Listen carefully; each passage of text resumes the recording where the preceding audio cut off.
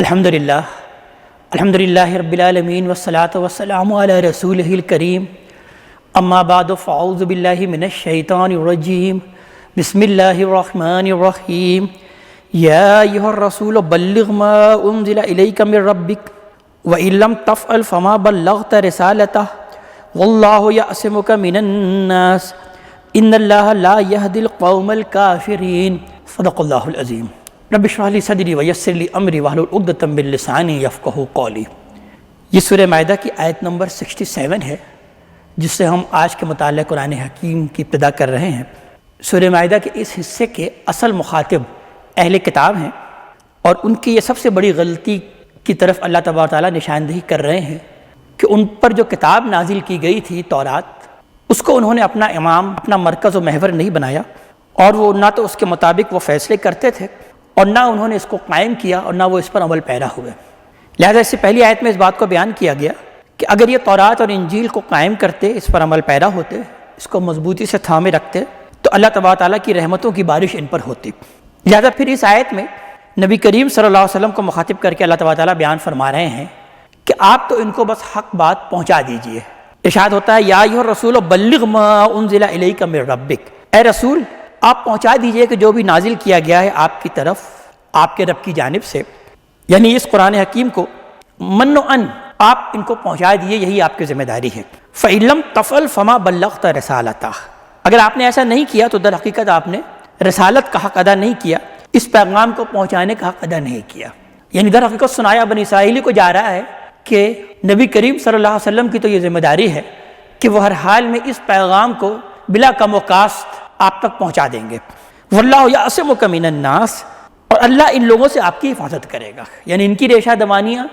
اور ان کی چالیں جو آپ کے خلاف ہو رہی ہیں، اللہ تبارک تعالیٰ ان سے آپ کی حفاظت کرے گا، ان کی آپ فکر مت کیجیے۔ ان اللہ لا یہدی القوم الکافرین، اور اللہ تعالیٰ تو ایسے کافر قوموں کو راہیاب نہیں کرتا، ہدایت نہیں دیتا۔ یعنی وہ جو کہ انکار پر ہی اڑے ہوئے ہیں، جن کے سامنے حق آ گیا اور وہ حق کو ماننے سے انکاری کر رہے ہیں، تو اللہ تعالیٰ اس بات کو بیان فرما رہے ہیں کہ ایسے لوگوں کو پھر وہ ہدایت نہیں دیتا اللہ تعالیٰ۔ قل یا اہل الکتاب، پھر بنی اسرائیلی کو مخاطب کر کے اللہ تعالیٰ کہہ رہے ہیں کہ اے محمد صلی اللہ علیہ وآلہ وسلم آپ ان کو کہہ دیجئے کہ اے اہل کتاب لستم علی شیء حتی تقیموا التوراۃ والانجیل، تمہاری کوئی حقیقت نہیں ہے، تم کسی بنیاد پر نہیں ہو، تم کسی شے پر نہیں ہو جب تک کہ تم تورات اور انجیل کو قائم نہ کرو، اس کو مضبوطی سے تھام نہ لو، اس پر عمل پیرا نہ ہو، اس کو اپنی انفرادی اور اجتماعی زندگی میں اس کو قائم نہ کر لو، تب تک تمہاری کوئی حقیقت نہیں۔ وما انزل الیکم من ربکم، اور وہ جو تمہارے رب کی طرف سے تم پر نازل ہوا ہے اس پر تم عمل پیرا نہ ہو، اس کو جب تک کہ تم قائم نہ کر لو، یعنی یہ قرآن حکیم۔ وَلَا يَزِدَنَّ كَثِيرًا مِّنْهُمْ مَا أُنزِلَ إِلَيْكَ مِن رَّبِّكَ طُغْيَانًا وَكُفْرًا، لیکن ہوگا یہی کہ ضرور اضافہ ہوگا، بڑھے گا ان میں سے اکثر کی سرکشی اور کفر میں۔ ما انزل الیک من ربک، اس کی وجہ سے جو آپ پر آپ کے رب کی طرف سے نازل کیا گیا ہے، یعنی یہ جو قرآن حکیم آپ کے رب کی طرف سے نازل ہو رہا ہے، اس سے بجائے اس کے کہ یہ ان کی ہدایت میں کوئی اضافہ ہو، اس سے وہ کوئی فائدہ حاصل کریں، ان کی حسد کی وجہ سے ان کی سرکشی اور ان کے کفر میں ہی اضافہ ہو رہا ہے۔ فلا تأس علی القوم الکافرین، تو آپ ایسے کافر قوموں پر، ایسے انکار کرنے والے لوگوں پر آپ افسوس نہ کریں، غم نہ کھائیں۔ یہ سمجھتے ہیں، یعنی یہ انکار پر کیوں اڑے ہوئے ہیں، یہ سمجھتے ہیں کہ ہم جس گروہ میں ہیں، ہم جس گروپ میں ہیں، بس اس گروپ میں شامل ہو جانے کی وجہ سے، اس مسلک میں اور اس گروہ میں شامل ہو جانے کی وجہ سے ہمیں نجات مل جائے گی۔ یعنی یہ ان کی غلط فہمی تھی کہ وہ یہ کہا کرتے تھے، ہم سورہ بقرہ میں بھی اس بات کو پڑھ چکے کہ تم یہودی ہو جاؤ تو کامیاب ہو جاؤ گے، اور نصرانی یہ کہتے تھے اگر تم نصرانی ہو جاؤ تو کامیاب ہو جاؤ گے۔ تو بس اصل کامیابی تو یہ ہے کہ ہم اگر اس گروپ میں شامل ہو جائیں تو بس کامیاب ہوں گے۔ اللہ تعالیٰ اگلی آیت میں اس بات کو بیان کر رہے ہیں کہ اللہ کی نجات پر کسی کا اجارہ نہیں ہے۔ ان الذین آمنوا والذین ہادوا، بے شک وہ لوگ جو کہ ایمان لائے اور وہ جو کہ یہودی ہوئے، والسابئون، اور وہ جو کہ سابی ہوئے، والنصارى، اور وہ جو کہ نصرانی ہوئے، من آمن باللہ والیوم الآخر وعمل صالحا فلا خوف علیہم ولا هم يحزنون، جو بھی ایمان رکھتا ہے اللہ تبارک تعالیٰ پر، یوم آخرت پر، اور عمل صالح کی روش اختیار کرتا ہے، اچھے عمل کرتا ہے، تو بس اب اس کے لیے نہ تو کوئی خوف ہے اور نہ وہ کسی غم سے، نہ کسی حزن سے وہ دوچار ہوگا، یعنی اس کے لیے پھر جنت کی بشارت ہے۔ یعنی اللہ تعالیٰ کسی قوم کے ساتھ، کسی مسلک کے ساتھ نہیں ہے۔ یعنی یہ چار بڑے مذاہب کا تذکرہ کیا اللہ تعالیٰ نے، پہلے اہل ایمان کا ہی تذکرہ کیا کہ خواہ تم اہل ایمان ہو، خواہ تم یہودی ہو، خواہ تم صابی ہو، خواہ تم نصارہ ہو، عیسائی ہو، تم جو کوئی بھی ہو کسے باشد، اگر تم ایمان رکھتے ہو اللہ تبارک تعالیٰ پر اور یوم آخرت پر اور اچھے عمل کرتے ہو تو تمہارے لیے کامیابی ہی کامیابی ہے۔ یہ بڑی اہم آیت ہے، اور یہ آیت بین ہی ہم اس سے پہلے سورہ بقرہ کی آیت نمبر 62 میں پڑھ چکے، صرف ذرا سے ایک لفظی فرق کے ساتھ کہ وہاں پر یہ الفاظ آئے تھے کہ ان الذین آمنوا والذین ہادوا والنصارى والسابئون من آمن باللہ والیوم الآخر وعمل صالحا فلا خوف علیہم ولا هم یحزنون، اور یہاں پر سابی کا لفظ پہلے آ گیا اور نصارہ کا لفظ بعد میں آیا۔ یہ تھوڑی سے لفظی فرق کے ساتھ یہ آیت دوبارہ جو ہے اللہ تبارک تعالیٰ یہاں پر بیان فرما رہے ہیں۔ اور جیسا کہ میں عرض کر چکا ہوں کہ جو اہم مضامین ہوتے ہیں وہ قرآن حکیم میں 2 مرتبہ ضرور وارد ہوتے ہیں، تو یہ مضمون اسی اعتبار سے بہت اہم ہے کہ اللہ تعالیٰ اس بات کو بیان فرما رہے ہیں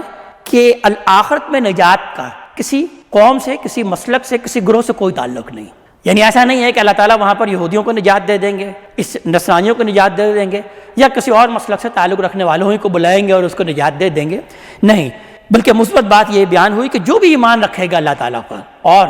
اس کے حضور حاضر ہونے پر ایمان رکھے گا، یوم آخرت پر ایمان رکھے گا اور ساتھ ساتھ اچھا عمل کرے گا، نیک عمل کرے گا، تو اس کے لیے نجات ہی نجات ہے، اس کو کسی خوف اور کسی حزن سے اس کو دوچار نہیں ہونا ہے، اس کے لیے جنت کا فیصلہ ہے۔ ظاہر یہاں پر صرف مثبت باتوں کا بیان ہوا ہے، منفی بات کا بیان نہیں ہوا، یعنی اس کے ساتھ ساتھ اگر وہ کوئی منفی طرز عمل اختیار کرتا ہے، کسی کو ناحق قتل کر دیتا ہے، تو اس کے بارے میں ہم پڑھ چکے سورہ نساء میں کہ اس کے لیے پھر ہمیشہ ہمیشہ کی جہنم ہے اور وہ ہمیشہ جہنم کی آگ میں جلے گا۔ اسی طرح کسی رسول کی دعوت بھی اگر اس کے پاس آئے اور وہ اس کو پہچاننے کے باوجود اس کا انکار کر دے، تو در حقیقت یہ بھی ایک اتنا بڑا جرم ہے، اتنا بڑا گناہ ہے کہ اللہ تعالیٰ اس رسول کو انکار کرنے کے بسبب، جو کہ جان بوجھ کر کسی رسول کو انکار کرتا ہے، وہ یہ سمجھتا ہے کہ یہ اللہ تعالیٰ کے رسول ہیں، اللہ تعالیٰ کی طرف سے بھیجے ہوئے ہیں، لیکن پھر بھی وہ اس کو نہیں مانتا، تو ظاہر ہے وہ بھی جنت کا مستحق نہیں ہو سکتا۔ یہاں پر صرف مثبت باتوں کا بیان ہوا کہ مثبت طور پر اس بات کو جان لو کہ جو بھی ایمان رکھے گا اللہ تعالیٰ پر، یوم آخرت پر یعنی اللہ کے حضور کھڑے ہونے پر ایمان رکھے گا، اس بات کو کا اسے یقین ہوگا کہ ایک وقت آئے گا کہ ہم اللہ تعالیٰ کے حضور کھڑے ہوں گے، اور اسی کی بنیاد پر وہ اچھے عمل کرے گا، نیک عمل کرے گا، وہ جو نیکی اور بدی اس کے اندر پیوست ہے، اللہ تعالیٰ نے اس کو دے کر پیدا کیا ہے، وہ جو نیکی اور بدی جس کی پہچان اس کے اندر پہلے سے موجود ہے، جس کا شعور اس کے اندر پہلے سے موجود ہے، اس بنیاد پر وہ اچھے عمل کرے گا، برائی سے اپنے آپ کو روکے گا، آخرت میں وہ کامیاب ہے۔ لقد اخذنا میثاق بنی اسرائیل وارسلنا الیہم رسولا، اور بے شک ہم نے تو بنی اسرائیل سے بھی پختہ عہد لیا تھا، یعنی شریعت کی پابندی کا پختہ عہد لیا تھا۔ وارسلنا الیہم رسولا، اور ہم نے ان پر ان کی طرف رسول بھیجے، کئی رسول ہم نے ان کی طرف بھیجے۔ کلما جاءہم رسول بما لا تہوی انفسہم، تو جب کبھی بھی ان کے پاس کوئی رسول آیا اس چیز کو لے کر جو ان کے نفس کے خلاف تھا، جو ان کے خواہشات نہیں چاہتے تھے، یعنی وہ چیز رسول وہ پیغام لے کر آیا جس کا ان کا دل نہیں چاہتا تھا کہ وہ اس پر عمل پیرا ہوں، تو کیا کیا انہوں نے؟ فریقا کذبوا وفریقا یقتلون، تو ایک فریق کو انہوں نے جھٹلا دیا، یعنی رسول کے گروہوں کو انہوں نے جھٹلا دیا، اس لیے کہ انہوں نے ان کی بات کو بیان نہیں کیا، جو انہوں نے اپنا من گھڑت دین بنا لیا تھا کتاب اور اس کو چھوڑ کر، اس کو رسول نے بیان نہیں کیا، تو اللہ تعالیٰ اس بات کو بیان فرما رہے ہیں کہ ان میں سے ایک گروہ کو تو انہوں نے جھٹلایا، رسولوں کے ایک گروہ کو، اور یہاں تک کہ وہ فریقا یقتلون، دوسرے گروہ کو وہ قتل پر آمادہ ہوئے اور انہوں نے اللہ کے انبیاء کو قتل بھی کیا۔ وَحَسِبُوا أَلَّا تَكُونَ فِتْنَةٌ، اور انہوں نے یہ گمان کیا، یہ سمجھا کہ ان پر کوئی آفت نہیں آئے گی، ان کی کوئی پکڑ نہیں ہوگی۔ فَعَمُوا، تو لہذا پھر وہ اندھے ہو گئے، یعنی دنیا میں جب ان پر کوئی عذاب نہیں آیا، کوئی پکڑ بھی نہیں ہوئی، تو وہ اور اندھے بن گئے، وَصَمُّوا، اور بہرے ہو گئے، اندھے اور بہرے بن کر انہوں نے زندگی گزاری، یعنی ہدایت کو نہیں پہچانا۔ ثُمَّ تَابَ اللَّهُ عَلَيْهِمْ، اور پھر اللہ تعالیٰ نے بھی ان کو مہلت دی، ان پر نظر کرم کیا، ان پر عنایت کی اللہ تعالیٰ نے۔ ثُمَّ عَمُوا وَصَمُّوا كَثِيرٌ مِّنْهُمْ، پھر دوبارہ ان میں سے اکثر پھر اندھے اور بہرے ہو گئے۔ جب اللہ تعالیٰ نے مہلت دی، ڈھیل دی، تو اس ڈھیل کا انہوں نے ناجائز فائدہ حاصل کیا اور دوبارہ اندھے اور بہرے ہو گئے۔ واللہ بصیر بما یعملون، اور اللہ تعالیٰ تو دیکھ رہا ہے جو بھی وہ عمل کرتے تھے، اللہ تعالیٰ ہر عمل سے واقف ہے۔ یہ تو یہود کا تذکرہ اللہ تعالیٰ نے کیا، اب اس کے بعد پھر آگے ان کے دوسرے گروہ عیسائیوں کا تذکرہ اللہ تعالیٰ کر رہے ہیں کہ لقد کفر الذین قالوا ان اللہ هو المسیح ابن مریم، کہ بے شک کفر کیا ان لوگوں نے جنہوں نے یہ کہا کہ اللہ تو وہی ہے جو مسیح ابن مریم ہے، یعنی یہی عیسیٰ ابن مریم میں ہی اللہ تبارک تعالیٰ حلول کر گیا ہے، یہی خدا ہے معاذ اللہ۔ وقال المسیح یا بنی اسرائیل اعبدوا اللہ ربی وربکم، حالانکہ مسیح نے تو یہ کہا تھا کہ اے بنی اسرائیل عبادت کرو اللہ تعالیٰ کی جو کہ میرا بھی رب ہے، وربکم، اور تمہارا بھی وہ رب ہے، لہذا میرے اور اپنے رب کی عبادت کرو، وہ اللہ تعالیٰ ہی میرا بھی رب ہے اور تمہارا بھی رب ہے۔ یعنی مسیح نے، عیسیٰ نے تو کوئی ربوبیت کا دعویٰ نہیں کیا تھا، کوئی الوہیت کا دعویٰ نہیں کیا تھا، لیکن انہوں نے حلول کا عقیدہ گڑھ لیا کہ اللہ تبارک تعالیٰ وہی ہے جو کہ عیسیٰ ابن مریم ہے، جبکہ عیسیٰ ابن مریم کی تو یہ دعوت نہیں تھی۔ انہوں نے تو کہا تھا کہ ایک اللہ تبارک تعالیٰ کی عبادت کرو جو کہ میرا بھی رب ہے، تمہارا بھی رب ہے۔ انہ من یشرک باللہ، بے شک جو کوئی بھی اس کے ساتھ شریک ٹھہرائے گا، اللہ کا شریک ٹھہرائے گا، فقد حرم اللہ علیہ الجنہ، تو اللہ تعالیٰ نے ایسے لوگوں کے لیے تو جنت حرام کر دی ہے۔ اللہ کے تعالیٰ کے ساتھ جو شریک کرے گا، شرک کرے گا، ایسے لوگوں کے لیے جنت اللہ تعالیٰ نے حرام کر دی ہے۔ ومأواہ النار، اور اس کا ٹھکانہ تو آگ ہوگا۔ وما للظالمین من انصار، اور ظالموں کے لیے کوئی مدد کرنے والا نہیں ہوگا، ظالموں کے لیے کوئی مددگار نہیں ہوگا۔ جو شرک کرتے ہیں در حقیقت وہ کیا کرتے ہیں؟ وہ ظلم کرتے ہیں۔ تو اللہ تعالیٰ بیان فرما رہے ہیں کہ ایسے ظالموں کا کوئی مددگار آخرت میں نہیں ملے گا اس کو۔ لقد کفر الذین قالوا ان اللہ ثالث ثلاثہ، پھر انہی مسیحیوں کا ایک دوسرا گروہ جس نے کہ تثلیث کا عقیدہ گھڑ لیا تھا، اس کا تذکرہ اللہ تعالیٰ بیان فرما رہے ہیں کہ بے شک کفر کیا اس نے جس نے یہ کہا کہ اللہ تو تین میں کا تیسرا ہے، یعنی تین خدا کا تصور انہوں نے پیش کیا ہے، ایک اللہ تبارک تعالیٰ، ایک عیسیٰ ابن مریم اور دوسرا حضرت جبرائیل علیہ السلام، ان تین میں سے تیسرا اللہ تبارک تعالیٰ ہے۔ تو اللہ تعالیٰ اس بات کو بیان فرما رہے ہیں کہ انہوں نے بھی کفر کیا جنہوں نے یہ کہا کہ اللہ تعالیٰ تین میں سے ایک ہے، تین میں کا تیسرا ہے۔ وما من الہ الا الہ واحد، درا حال ہے کہ الہ نہیں ہے، معبود نہیں ہے سوائے ایک الہ کے، سوائے ایک واحد اللہ تبارک تعالیٰ کے، اس کے سوا کوئی الہ نہیں۔ انہوں نے تین گھڑ لیے ہیں، تین خدا بنا لیا ہے، تو اللہ تبارک تعالیٰ تو صرف ایک خدا ہے۔ وَإِن لَّمْ يَنْتَهُوا عَمَّا يَقُولُونَ، اور اگر وہ باز نہیں آئے اس سے جو یہ کہہ رہے ہیں، اپنے اس قول سے یہ باز نہیں آئے، تو لَيَمَسَّنَّ الَّذِينَ كَفَرُوا مِنْهُمْ عَذَابٌ أَلِيمٌ، تو ان میں سے جنہوں نے کفر کی روش اختیار کی ان کو ضرور دردناک عذاب پہنچ کر رہے گا، المناک عذاب ان کو پہنچ کر رہے گا۔ افلا یتوبون الی اللہ، تو کیا یہ اللہ تعالیٰ کی طرف رجوع نہیں کریں گے؟ یعنی اب یہ بات واضح پیغام ان کے سامنے آ چکا ہے کہ یہ بہت بڑا شرک کرتے رہے ہیں، تو کیا ابھی وہ وقت نہیں آیا کہ اللہ تعالیٰ کی طرف یہ رجوع کریں؟ وَيَسْتَغْفِرُونَهُ، اور کیا وہ اس سے معافی نہیں مانگیں گے، استغفار نہیں کریں گے؟ واللہ غفور الرحیم، اگر وہ اللہ تعالیٰ کی طرف ابھی بھی رجوع کر لیں، استغفار کر لیں، توبہ کر لیں، تو اللہ تعالیٰ تو بہت بخشنے والا ہے اور بہت رحم کرنے والا ہے۔ مل مسیح ابن مریم الا رسول، مسیح ابن مریم نہیں ہے مگر رسول، اللہ تعالیٰ کے ایک رسول ہی ہیں۔ قد خلت من قبلہ الرسول، اس سے پہلے بھی بہت سے رسول گزر چکے ہیں، یعنی جیسے اور رسول گزر چکے ہیں، جیسے اور رسولوں سے تم واقف ہو، ویسے ہی عیسیٰ ابن مریم بھی اللہ تعالیٰ کے ایک رسول ہی ہیں، ان کے اندر کوئی الوہیت نہیں ہے، انہوں نے کوئی خدائی کا دعویٰ نہیں کیا۔ وَأُمُّهُ صدیقہ، اور اس کی جو والدہ ہیں وہ بھی سچی ہیں، صدیقہ ہیں، ایک صدیقہ خاتون ہے، انتہائی سچی اور ولی خاتون ہے اللہ تبارک تعالیٰ کے حضور، اور ان دونوں کو بشری تقاضے لاحق ہے۔ لہذا آگے بیان ہو رہا ہے کہ کانا یا کلانی طعام، کہ یہ دونوں کھانا کھاتے تھے، یعنی جو عام انسان جس طرح سے زندگی گزارتے ہیں، کھانا کھاتے ہیں، رہتے ہیں، سہتے ہیں، جو ان کو بشری تقاضے لاحق ہوتے ہیں، ان دونوں کو بھی یہی بشری تقاضے لاحق تھے اور یہ دونوں کھانا کھاتے تھے۔ انظر کیف نبین لہم الآیات، تو ذرا دیکھیے کیسے ہم ان کے لیے اپنے سامنے اپنی آیات کو کھول کھول کر بیان کر رہے ہیں، یعنی کتنی وضاحت سے ہم اس بات کو بیان کر رہے ہیں کہ یہ دونوں حضرات یعنی عیسیٰ ابن مریم اور مریم سلام علیہا یہ ایک بشر تھے، انسان تھے، ان کے اندر کوئی الوہیت نہیں تھی، لیکن ثم منظر ان یوفکون، پھر دیکھو یہ کیسے الٹے پھرے چلے جا رہے ہیں، بدک رہے ہیں، بات کو مان کر نہیں دے رہے۔ قل اتعبدون من دون اللہ ما لا یملک لکم ضرا ولا نفع، آپ ان سے کہہ دیجئے کیا تم اللہ تعالیٰ کو چھوڑ کر اس کی بندگی اختیار کرتے ہو، اس کو پوچھتے ہو جو کہ اس قابل بھی نہیں ہے کہ تم کو کوئی نقصان اور ضرر پہنچا سکے یا نفع پہنچا سکے۔ واللہ هو السمیع العلیم، اللہ تبارک تعالیٰ ہے جو کہ سب کچھ سننے والا ہے اور علم رکھنے والا ہے۔ یعنی تم ایسے لوگوں کو پوچھتے ہو، ایسی ہستیوں کو پکار رہے ہیں جو کہ تمہیں کوئی ضرر، کوئی نقصان یا کوئی نفع نہیں پہنچا سکتا۔ قل یا اہل الکتاب، کہہ دیجئے اے اہل الکتاب، لا تغلوا فی دینکم غیر الحق، دیکھو اپنے دین میں ناحق مبالغہ مت کرو، غلف مت کرو، یعنی غلف کہتے ہیں دین میں اپنے طرف سے اضافہ اور مبالغہ کرنے کو، جو چیز جہاں ہے اس کو اسی مقام پر رکھا جائے، اس سے بڑھا چڑھا کر کسی چیز کو پیش کر دینا، کسی ہستی کو پیش کر دینا، اسے بڑھا چڑھا کر، یہ اصل میں کیا ہے؟ دین میں مبالغہ ہے۔ یعنی عیسیٰ علیہ السلام اللہ تعالیٰ کے بڑے برگزیدہ نبی ہیں، اللہ کے رسول ہیں، اللہ کے فرستادہ ہیں، بھیجے ہوئے ہیں، ان کا ایک مقام، ایک حیثیت ہے، لیکن ان کو اتنا نہ بڑھاؤ کہ بڑھا کر ان کو رب کے مقام پر کھڑا کر دو، الوہیت کے مقام پر ان کو کھڑا کر دو، یہ کیا ہے؟ یہ دین میں غلو ہے۔ تو جو ہستی جس مقام پر ہے، جو چیز جس مقام پر ہے، اس کو اسی مقام پر رکھا جائے، نہ تو اس کے مقام سے بلند کیا جائے اور نہ تو اس کے اصل مقام سے اس کو گرا دیا جائے، یہ اصل میں کیا ہے؟ دین میں غلو۔ تو دین میں جب خرابی پیدا ہوتی ہے تو یہی ہوتا ہے کہ پھر دین میں غلف پیدا ہو جاتا ہے۔ جیسے ہمارے یہاں بھی مختلف لوگوں اور مختلف ہستیوں کے بارے میں دین میں اسی طریقے سے غلف پیدا ہو گیا۔ تو یہاں بھی اللہ تعالیٰ اہل کتاب کو مخاطب کر کے کہہ رہے ہیں کہ دیکھو دین میں مبالغہ مت کرو، دین میں ناحق غلف مت کرو، ولا تتبعوا اهواء قوم قد ضلوا من قبل، اور مت پیروی کرو ان قوم کی، ان لوگوں کی خواہشات کی، یعنی ان لوگوں کی بدعات کی، یعنی جنہوں نے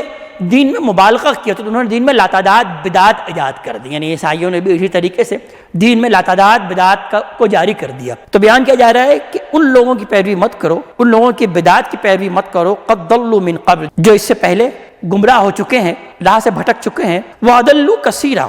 اور انہوں نے اپنی اسی بدعات کے بسبب کثیر لوگوں کو، کئی لوگوں کو انہوں نے گمراہ کیا، وَضَلُّوا عَن سَوَاءِ السَّبِيلِ، اور وہ سیدھے راستے سے بالکل بھٹک گئے۔ بدعات جب داخل ہوتی ہیں دین کے اندر، دین میں جب غلف ہوتا ہے تو پھر اصل دین سے لوگ بھٹکتے چلے جاتے ہیں اور بہت دور نکل جاتے ہیں، گمراہی کے ایک کنارے تک وہ پہنچ جاتے ہیں۔ اللہ تعالیٰ اسی بات کو بیان کر رہے ہیں کہ ان لوگوں کی پیروی مت کرو جو کہ دین میں اس طرح سے غلف کرتے ہیں، بدعات اختیار کر لیتے ہیں، نئی نئی چیزیں دین میں ایجاد کر لیتے ہیں، تو پھر وہ خود بھی گمراہ ہوتے ہیں، دوسرے لوگوں کو بھی گمراہ کرتے ہیں اور اصل راستے سے بھٹک جاتے ہیں۔ لُعِنَ الَّذِينَ كَفَرُوا مِن بَنِي إِسْرَائِيلَ عَلَى لِسَانِ داؤد وعیسی ابن مریم، لعنت کی اللہ تبارک تعالیٰ نے ان لوگوں کو جنہوں نے کفر کیا بنی اسرائیل میں سے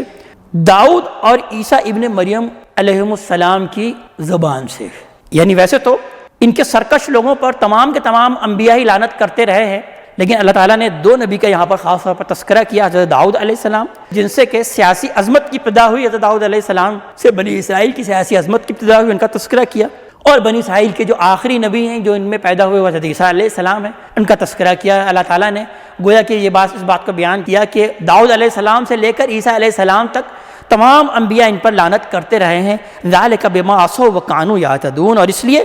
کہ انہوں نے نافرمانی کی اور وہ حد سے گزر جانے والے تھے، برائی کا ارتکاب کرتے تھے اور وہ حد سے گزر جاتے تھے۔ ان وجوہات کی بنا پر اللہ تعالیٰ بیان فرما رہے ہیں کہ داؤد علیہ السلام اور عیسیٰ علیہ السلام بلکہ تمام انبیاء کی زبان سے ان پر لعنت ہوئی۔ کانوا لا یتناہون عن منکر فعلوہ،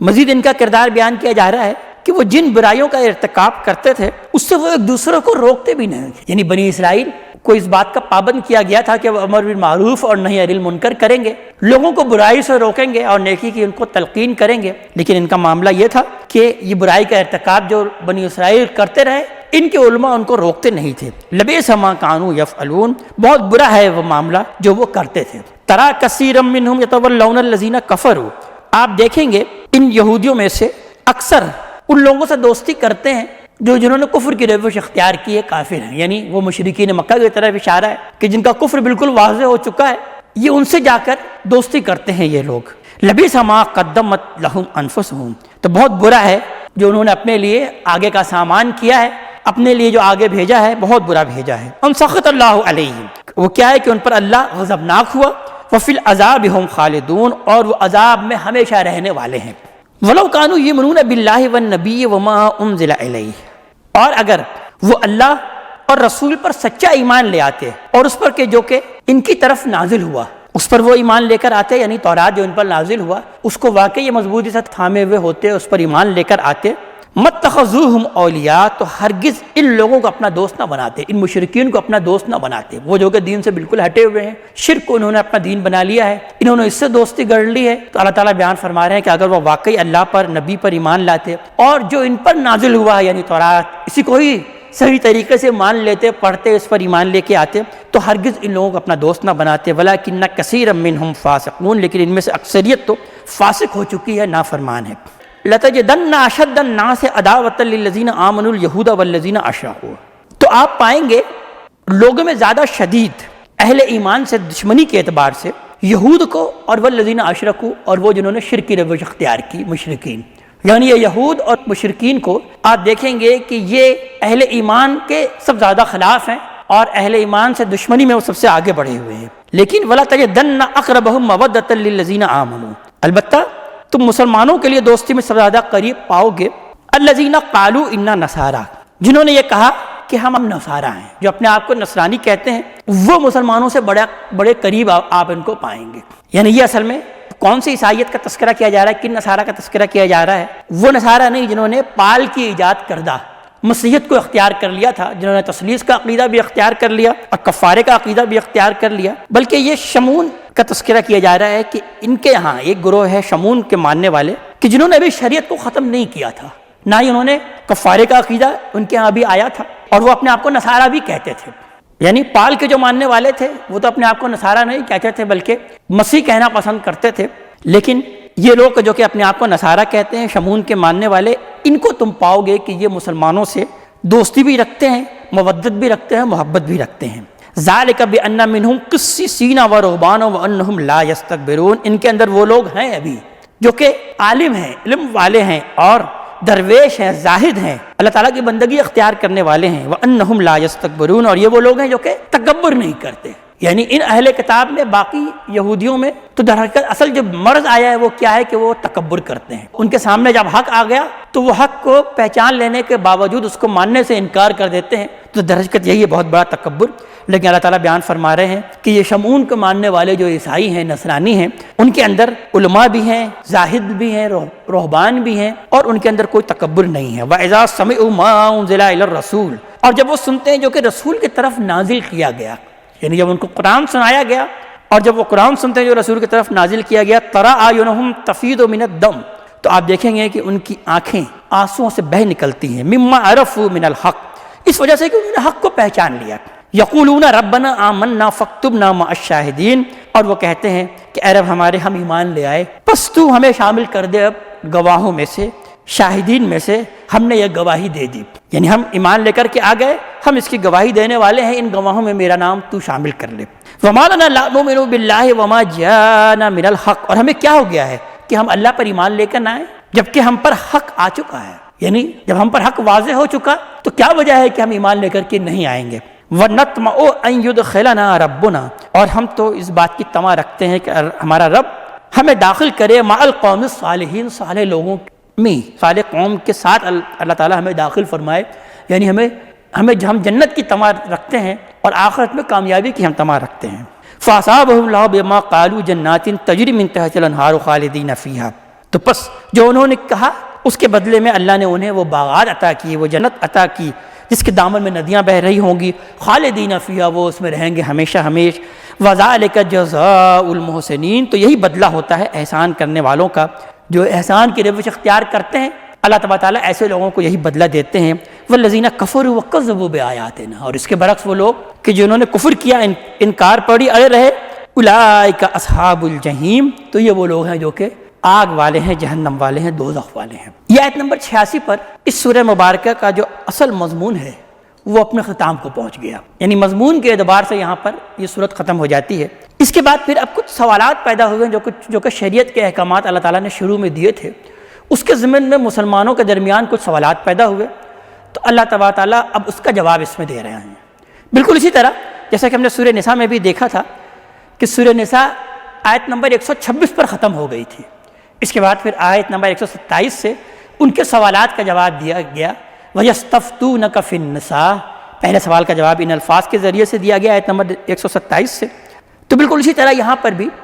وہ جو شریعت کے احکامات شروع میں دیے گئے تھے، اس ضمن میں مسلمانوں کے اندر کچھ سوالات پیدا ہوئے، تو ان سوالات کے جواب اب اللہ تبارک تعالیٰ اس آیت نمبر 87 سے دے رہے ہیں۔ 5 سوالات ان کے درمیان پیدا ہوئے، اور ان 5 سوالات کا جواب اللہ تبارک تعالیٰ پے در پہ یہاں دے رہے ہیں۔ ہر سوال کے جواب کا آغاز یا ایھا الذین آمنوا سے ہوتا ہے، یہاں پر سوال نقل نہیں کیا گیا بلکہ صرف جواب دیا گیا، جس سے معلوم ہو جاتا ہے کہ یہ سوال کیا ہوگا۔ یہ بھی قرآن حکیم کا ایک خاص انداز ہے کہ قرآن حکیم جواب کو نقل کرتا ہے، اور جس سے خود اندازہ لوگ کر لیتے ہیں کہ اس میں یہ سوال ہوگا۔ پہلا سوال جو ان میں کیا گیا وہ یہ کیا گیا کہ آیت نمبر 1 اور 2 میں، بالکل شروع میں سورہ مائدہ کی ابتدا میں، کہ دین میں جو عہد و پیمان کی جو اہمیت ہے، اور یہ اہمیت اس درجہ غیر معمولی ہے، تو سوال یہ پیدا ہوا کہ کوئی شخص شریعت کی حرمتوں کے علاوہ کسی چیز کو وہ اپنے اوپر حرام ٹھہرانے کا قسم کھا لیتا ہے، تو پھر اب اس کا کیا حکم ہے کہ اگر وہ قسم کھا لے اس کا کفارہ کیا ہوگا؟ تو اللہ تعالیٰ سب سے پہلے اس بات کا جواب دے رہے ہیں۔ لہذا ارشاد ہوتا ہے، یا ایھا الذین آمنوا، اے وہ لوگ جو ایمان لائے ہو، لا تحرموا الطیبات ما احل اللہ لکم، دیکھو مت حرام ٹھہراؤ پاکیزہ کھانے کو، پاکیزہ چیزوں کو جو کہ اللہ تعالیٰ نے تم پر حلال کیا ہے۔ یعنی یہ بھی اصل میں دین میں غلف کا معاملہ ہوتا ہے کہ لوگ بعض اوقات کچھ حلال چیزوں کو بھی اپنے اوپر حرام ٹھہرا لیتے ہیں، یا لوگوں کو کہہ بیٹھتے ہیں کہ یہ حرام ہے، اور اس کی وہ قسم بھی کھا بیٹھتے ہیں کہ بس اب میں یہ چیز کو نہیں کھاؤں گا، حالانکہ وہ حلال ہے۔ تو اللہ تعالیٰ یہاں پر اسی ابتدا میں اس بات کو بیان کر رہے ہیں، لوگوں جو ایمان لائے ہو، دیکھو جو پاکیزہ حلال چیزیں اللہ تعالیٰ نے تم کو دی ہیں تم ہرگز اس کو حرام مت ٹھہراؤ۔ ولا تعتدوا، اور دیکھو حد سے آگے مت بڑھو، حد سے تجاوز نہ کرو۔ ان اللہ لا يحب المعتدین، بے شک اللہ تعالیٰ تو حد سے تجاوز کرنے والوں کو ہرگز پسند نہیں کرتا، یعنی ایسے لوگوں سے اللہ تعالیٰ نفرت کرتا ہے جو حد سے تجاوز کر دیتے ہیں۔ وَكُلُوا مِمَّا رَزَقَكُمُ اللَّهُ حَلَالًا طَيِّبًا، کھاؤ جو اللہ تعالیٰ نے تم کو رزق میں سے دیا، یہ اللہ تعالیٰ کی نعمتیں ہیں، جو حلال اور پاکیزہ چیزیں اللہ تعالیٰ نے تم کو رزق میں سے دیا ہے اس کو کھاؤ، خامخواہ اس کو اپنے اوپر حرام مت ٹھہرا لو اگر وہ حلال ہے۔ وَاتَّقُوا اللَّهَ الَّذِي أَنتُم بِهِ مُؤْمِنُونَ، اور اللہ تعالیٰ ہی کا تقوی اختیار کرو، اللہ تعالیٰ ہی کی نافرمانی سے بچو، اللہ تعالیٰ ہی سے ڈرو اگر تم واقعی اس پر ایمان لاتے ہو، اگر تم واقعی مومن ہو۔ یہ تمہیدی بات کے بعد، اس تمہیدی گفتگو کے بعد پھر اللہ تعالیٰ وہ سوال کا جواب دے رہے ہیں کہ لا یؤاخذکم اللہ باللغو فی ایمانکم، اللہ تعالیٰ تمہارا مواخذہ نہیں کرے گا، تمہیں نہیں پکڑے گا وہ لغو قسم جو تم کھا لیتے ہو، یعنی بے ارادہ اور عادتاً جو تم قسمیں کھا لیتے ہو، جیسے کہ عربوں کی یہ عادت ہے اور ابھی بھی عادت ہے ان کی کہ وہ بات پر قسمیں کھاتے ہیں، واللہ ہی سے ان کی گفتگو کا آغاز ہوتا ہے۔ تو اللہ تعالیٰ بیان فرما رہے ہیں کہ ایسی بیہودہ قسم، ایسی لغو قسم پر تو وہ تمہارا مواخذہ نہیں کرے گا، اگرچہ ایسی قسم کی عادت نہیں ہونی چاہیے اور کھانا بھی نہیں چاہیے، لیکن اللہ تعالیٰ یہاں پر بیان کر رہے ہیں کہ اگر بہرحال تم نے اگر بے ارادہ کوئی قسم کھائی ہے تو اس کا تو کوئی مواخذہ نہیں، لیکن وَلَكِنْ يُؤَاخِذُكُم بِمَا عَقَدتُّمُ الْأَيْمَانَ، وہ تمہارا مواخذہ کرے گا، تمہیں پکڑے گا اس قسم کے بارے میں جس کو کہ تم نے ارادتاً مضبوطی سے باندھا ہو اور ارادتاً جو تم نے قسم کھائی ہو۔ اور اگر ایسی قسم کھا لی ہو جو کہ ناجائز بھی ہو اور ناحق بھی ہو تو اس کو توڑ بھی دینا چاہیے۔ اب اللہ تعالیٰ آگے بیان فرما رہے ہیں کہ اگر تم نے اس کو توڑ دیا تو پھر اس کا کفارہ کیا ہے؟ فَكَفَّارَتُهُ، تو اس کا کفارہ یہ ہے اطعام 10 مساکین کے 10 مسکینوں کو کھانا کھلانا، من اوسط ما تطعمون اہلیکم، اس اوسط درجے کا کھانا جو تم اپنے گھر والوں کو کھلاتے ہو، یعنی 10 مسکین کو ایسا کھانا کھلانا جو کہ تم خود کھاتے ہو اور جو اپنے گھر والوں کو کھلاتے ہو، ایسے 10 مسکین کو کھانا کھلانا اگر تم نے کوئی قسم کھائی ہے اور اس کو توڑنا پڑ جائے۔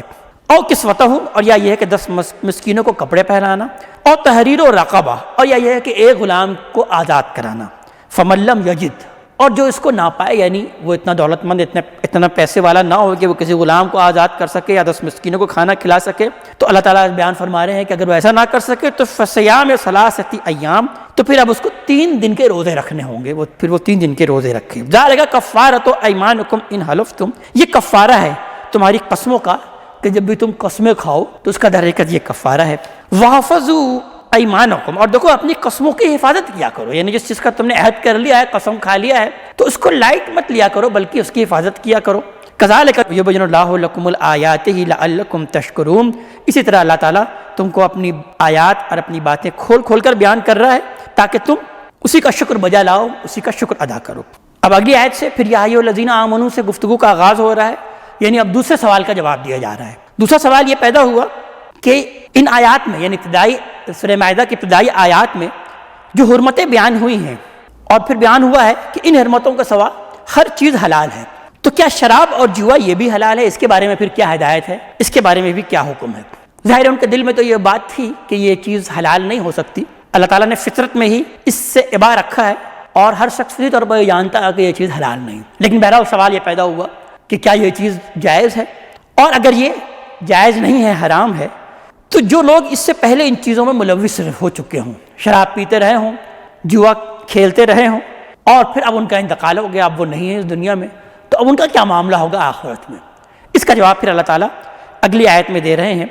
کہ یا ایھا الذین آمنوا، اے وہ لوگ جو ایمان لائے ہو، انما الخمر والمیسر والانصاب والازلام رجس من عمل الشیطان، بے شک یہ شراب اور یہ جوا اور یہ بت اور یہ قسمت کے تیر، یہ سب شیطان کے گندے عمل ہیں، شیطان کے ناپاک کام ہیں، یہ سب شیطانی عمل ہے۔ فاجتنبوہ، تو پس اس سے بچو، لعلکم تفلحون، تاکہ تم فلاح پاؤ۔ یعنی یہاں پر اللہ تعالیٰ نے پھر فیصلہ کر دیا کہ یہ شراب اور جوا اور یہ بت اور یہ پانسے کے تیر، یہ قسمت کے تیر، اس جو کہ جوئے کی قسمیں ہیں، یہ سب شیطانی عمل ہے، اس سے اب تم اجتناب کرو۔ انما یرید الشیطان ان یوقع بینکم العداوۃ والبغضاء فی الخمر والمیسر، بے شک شیطان کا تو کام یہ ہے کہ وہ تمہارے درمیان دشمنی اور بغض پیدا کرنا چاہتا ہے اسی شراب اور جوئے کے ذریعے سے، یعنی شراب اور جوا درحقیقت اس کو جو لوگ بھی اختیار کرتے ہیں تو لوگوں کے اندر کوئی محبت اور موافقت پیدا نہیں ہو سکتی بلکہ دشمنی اور بغض پیدا ہوتا ہے۔ وَيُصَدَّكُمْ عَنْ ذِكْرِ اللَّهِ وَعَنِ الصَّلَاةِ، اور یہ تمہیں روکتے ہیں، یہ شراب اور جوا اللہ تعالیٰ کی یاد سے اور نماز سے، یعنی دوسری اس کی بڑی خرابی کیا کہ اللہ کی یاد سے یہ چیزیں تمہیں روکتی ہے، نماز سے یہ چیزیں روکتی ہیں۔ فَهَلْ أَنْتُمْ مُنْتَهُونَ، تو کیا تم باز آتے ہو اس سے، چھوڑتے ہو اب اس کو یا نہیں؟ یعنی اس کی حرمت کو اللہ تبارک تعالیٰ نے واضح طور پر بیان کر دیا کہ ابھی بھی کیا تم اس سے باز آتے ہو یا نہیں؟ واطیعوا اللہ واطیعوا الرسول واحذروا، اور اطاعت کرو اللہ تعالیٰ کی اور اطاعت کرو رسول کی، اور اسی کے بارے میں چوکنے رہو، یعنی اسی کی نافرمانی سے بچتے رہو۔ فَإِن تَوَلَّيْتُمْ فَاعْلَمُوا أَنَّمَا عَلَىٰ رَسُولِنَا الْبَلَاغُ الْمُبِينُ، اگر تم نے روگردانی کی روش اختیار کی، ابھی بھی نہیں مانا، تو جان لو کہ ہمارے رسول پر تو صرف صاف صاف اس بات کو پہنچا دینے ہی کی ذمہ داری ہے، وہ واضح طور پر صرف تمہیں اس بات کو پہنچا ہی دیں گے۔ لَيْسَ عَلَى الَّذِينَ آمَنُوا وَعَمِلُوا الصَّالِحَاتِ جُنَاحٌ فِيمَا طَعِمُوا، اب اس سوال کا جواب دیا جا رہا ہے کہ جن لوگوں نے پہلے اس شراب اور جوع میں ملوث رہے ہیں اور اب اس دنیا میں نہیں رہے تو ان کا کیا معاملہ ہوگا۔ اللہ تعالیٰ بیان فرما رہے ہیں کہ وہ لوگ جو کہ ایمان لے آئے اور عمل صالح کی روش اختیار کیا، ان پر کوئی حرج نہیں ہے جو بھی انہوں نے پہلے کھا پی لیا۔ اذا متقوا وآمنوا وعملوا الصالحات، جبکہ انہوں نے تقوی کی روش اختیار کی اور ایمان لائے اور عمل صالح کی روش اختیار کی، یعنی ان کی اپنی زندگی تقوی پر ہی منحصر رہی، ایمان لائے اور عمل صالح کی روش پر وہ رہے، ان چیزوں کے بارے میں انہیں ادراک حاصل نہیں ہوا اور وہ اس میں ملوث رہے، تو اللہ تعالیٰ بیان فرما رہے ہیں اس بنا پر اللہ تعالیٰ نے ان کو معاف کر دیا اور ان پر کوئی حرج نہیں۔ ثم اتقوا وآمنوا ثم اتقوا واحسنوا، اور ان کا معاملہ یہ تھا کہ پھر وہ تقوی میں اور زیادہ بڑھے، پھر وہ ایمان لائے، پھر وہ انہوں نے تقوی اختیار کیا اور احسان کی روش کو وہ پہنچ گئے، احسان کے معاملے کو پہنچ گئے۔ یعنی احسان کیا ہے؟ جس کو کہ اس حدیث جبریل میں جو کہ حضرت جبریل علیہ السلام نبی کریم صلی اللہ علیہ وسلم کو دین سکھانے کے لیے آئے تھے، اس میں پوچھا آپ سے کہ یہ احسان کیا ہے، تو اللہ کے رسول صلی اللہ علیہ وسلم نے بیان فرمایا کہ ان تعبد اللہ کأنک تراہ فإن لم تکن تراہ فإنہ یراک، کہ تم اللہ تعالیٰ کی ایسی بندگی کرو جیسے کہ تم اس کو دیکھ رہے ہو، اور اگر تم اس کو نہیں دیکھ رہے تو کیا ہوا، وہ تو تمہیں دیکھ ہی رہا ہے۔ یعنی اس احساس کے ساتھ اللہ تعالیٰ کی بندگی کرنا یہ در حقیقت احسان ہے۔ واللہ یحب المحسنین، اللہ تعالیٰ تو احسان کرنے والوں کو اپنا دوست رکھتا ہے۔ اللہ تعالیٰ ہمیں اپنے کلام کا فہم عطا فرمائے اور عمل کی توفیق عطا فرمائے۔ اقول قولی ھذا واستغفر اللہ لی ولکم ولسائر المسلمین والمسلمات۔